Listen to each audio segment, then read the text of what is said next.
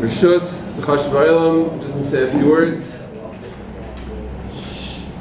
Most of what I'm saying is just taken over from something that Yeshiva said a few years ago.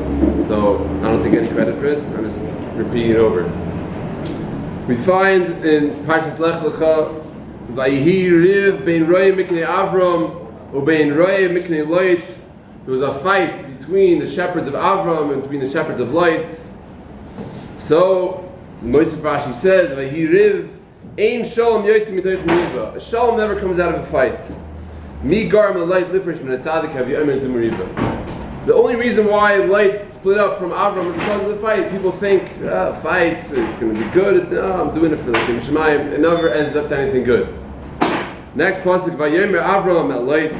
Avram said to Light, Al notihi riv meriva beini uveinacha. Please don't let there be a fight between me and you. Bein reyecha. So Pasha Dik in the pasuk. What does it mean between me and you? Between your shepherds and my shepherds? They were never fighting between me and you. Avram and Light were never fighting. Why is he saying to Light, there shouldn't be a fight between me and you? So Chaim Kaddish says that that's the derech of a machlokes. First it starts by, the ladies know which type of iced coffee is better. Is it Kofix or is it Bagel Cafe? Then soon the whole block is fighting. It's mamish like a whole world war going on. So that's the derech of machlokes. That's the spread. So Avram knew that. Avram knew first is a machlokes by the shepherds, and then the machlokes by between them. Finally, he says, "We're pleased let us split up. He pardoned me alai. Imasmol ve'mina ve'min masmila. Wherever you go, I'll go the other way." So Rashi says right away that Avram didn't want to make a fight. Avram was always b'shalom. He told Light. Rashi says, "Everywhere you go, I'll be near you to help you, to save you." It takes two to tangle. If you have one person fighting, the other person just. Moshe once told a guy asked him, Moshe, what should I do? That guy always is saying terrible things to me. The greatest attack, the greatest defense is just to say nothing. They can't say anything back. So that's what Avram was doing to Light. Wherever you go, I'll be with you. He was trying to keep the friendship. So Vayisa Light this Eino Vayar is called Kikar Yardin Kikula Mashka. He saw the whole Kikar Yardin. It was all fertile. The Vesadoim Vesamayra. Vayivchar Light is called Kikar Yardin. Light chose to take Kikar Yardin. He chose Sedaim. Vayisa Light Mikedem. And Lot went Mikedem. Zok Rashi was named Mikedem. Nasa Medrash Agoda Hisiya Atzmei Mikadmuna Shal Olam. He took himself away from the first one, from Hashem. Amar Ef Shilei Ba'Avram V'Loi B'Elakav. He said, I don't want to have any chelik in Avram. I don't want to have any chelik in Hashem. That's it. Forget about it. Took off his kippah, because of course that's the whole religion is Yamka. Once you take it off, you don't have to be Jewish anymore, and that's it. He went to Sedaim. So the Yeshiva asked Pasha Kash in the Psukim. First it says Vayivchar Light as Kol Kikar. First he took Sedaim, and then it says Vayisa Light Mikedem. Then he was Kaifer B'Hashem. The Chayyim should have been the opposite. Why did he go to Sedaim in the first place? Not because Sedaim is Yeshivas over there.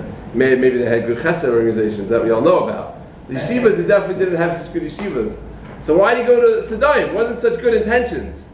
So afterwards, only after he should have said, first, Light was a kaifer, he was a Rasha, and then what was the cause of him going to Sedaim?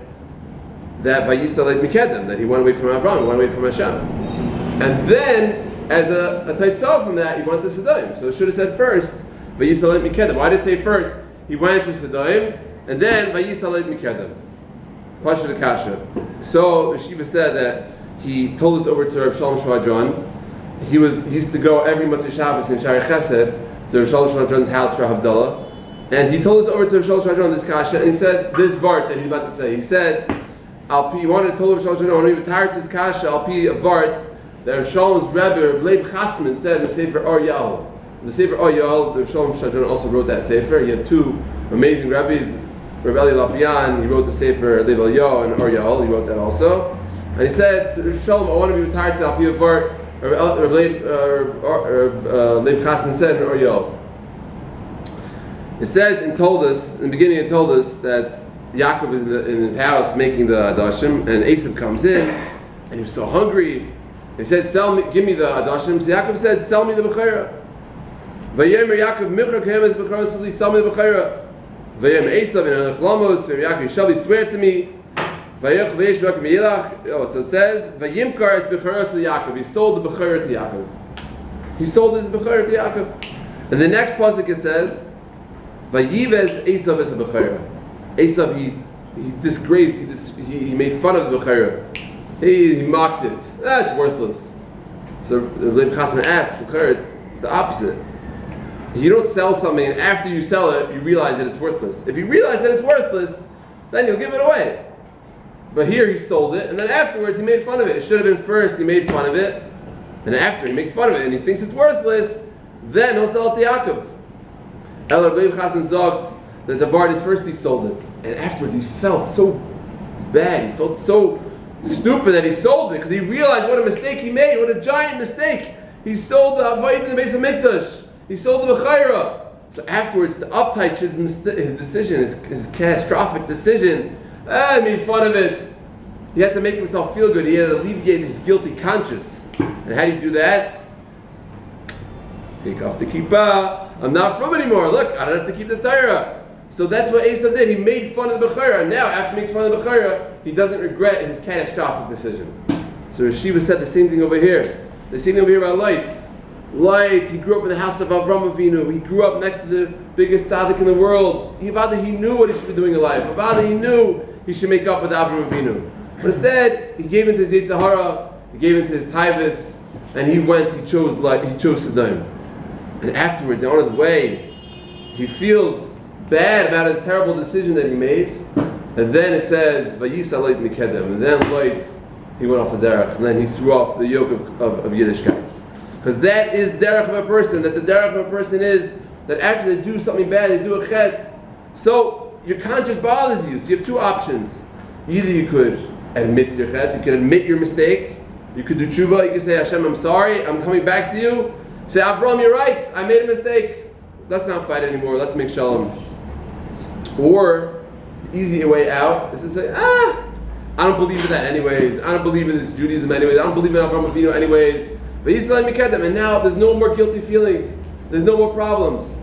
And we see that Taka Esav, that's what Esav did. He was Esav's Bechira. The Gemara Megillah Yud Aleph says, Who Esav, who Berisha Mitchilas Avat Seifai. He never did tshuva. He never came back. Why? Because he blocked off his avenues of tshuva.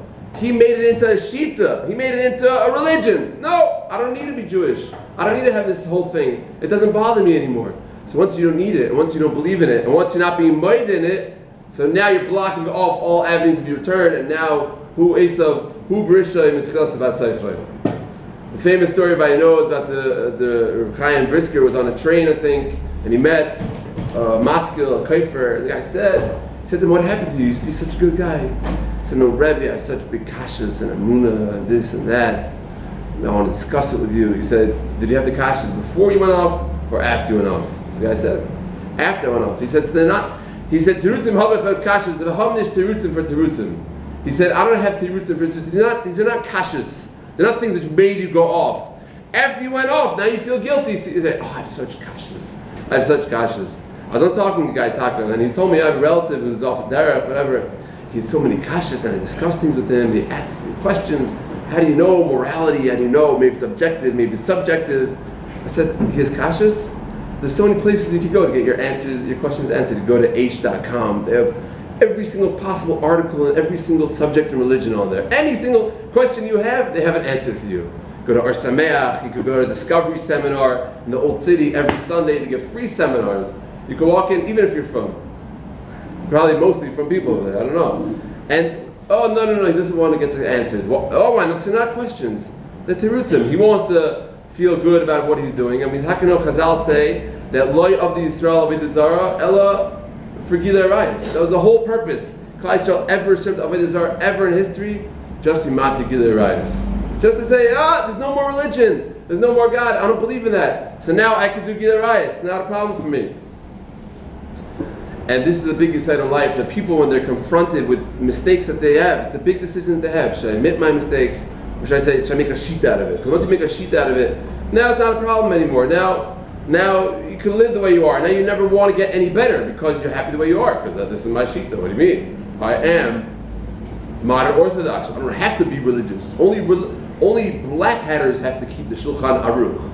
I'm not black hatter, so I don't have to keep the Shulchan Aruch, right? Mochana Wasserman, she always says the famous bar, Mochana Wasserman. They said, how's it possible that a 13-year-old boy is expected to keep the entire Torah? How's it possible? To believe in Hashem, Imamim, Emunah Shalema, how's it possible? Yigim Ikrim, V'hafta es Hashem Alekecha. To love Hashem, he has to be willing to jump off a cliff. If the Hegman says, to boil this Isha, you have to give up your life. 13 years old, how is that possible? What do you mean? It takes a long time to discover the truth. Rather, Bachar Wasserman says that the MS in the Torah is right there in front of our eyes.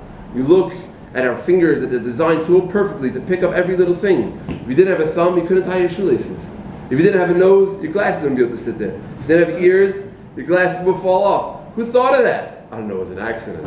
If we wouldn't have a nose shaped like this, that the hole's down, so when you put your blanket over your face, you'd suffocate. Who thought of that? Oh, just some sand was putting together in the desert, like that. And then all of a sudden, it just appeared, this magnificent creation, which is more complex, the Rebbe Miller says, than all the computers in the entire world. The person is more complex than all of that. Every single computer in the entire world, you take one apple seed, and the data contained inside of it is more complex than all the computers in Apple and Microsoft and IBM and the Mossad. Everything in one apple seed. Oh, but it was just some slime which came together, and the slime met the other slime. They said, let's make something, and then it just happened. How does the cherry tree know that when the fruits are perfectly ripe, then they should come off? But before fruits are ripe, you ever tried to pull an unripe fruit off a tree? It's very hard. How does it know when the fruits should come off? Oh, it just knows. How does it know? It just knows. How does a pomelo, ever look at a pomelo, how thick the skin is? Perfect cushioning.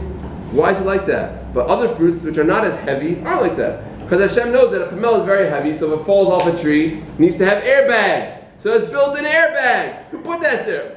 Oh, it was just random. Just figured it out by itself. So that's what Rabbi Chaim says. Everybody could know that Yiddishkeit's true. It's right in front of your eyes. It's so simple. It's so easy. But what's the problem?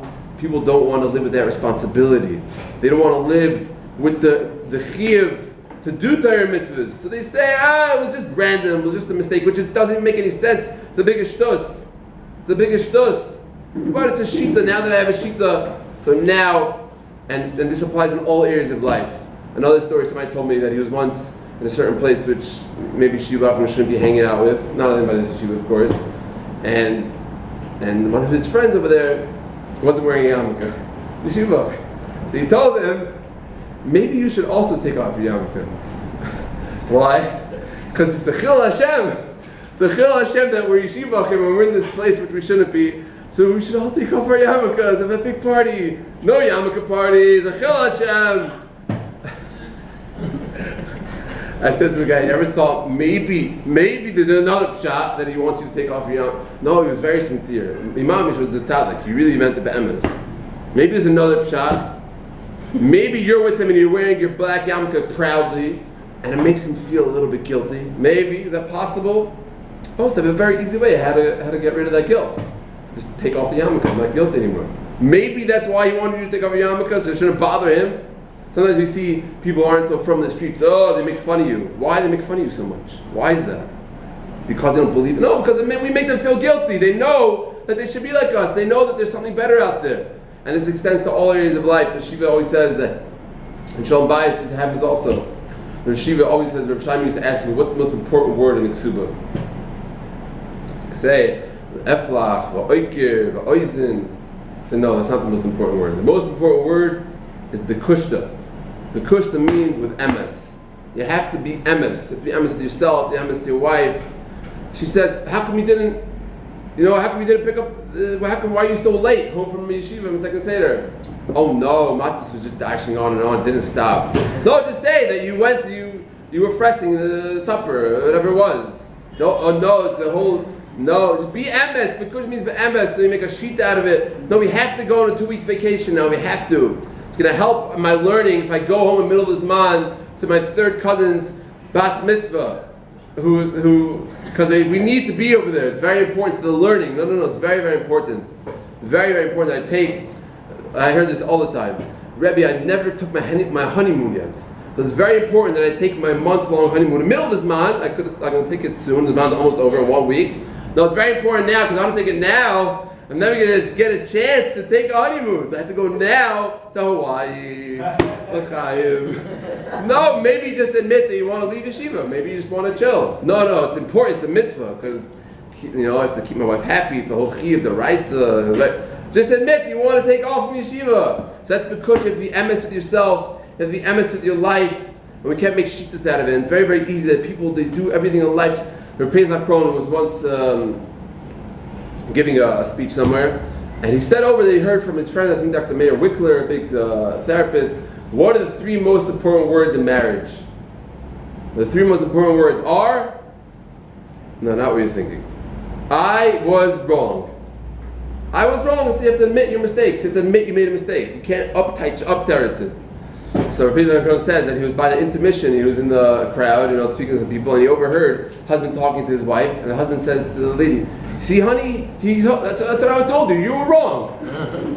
So it's very important that we live, that we have to emes ourselves. Why are we doing something? Why are we acting like this? Why are a guy makes fun of somebody else? No, I'm making fun of him. It's l'shem shemayim because he thinks he's such a big shot, and I have to tell him he's really. I have to be mashpil him. I have to really make him realize who he really is.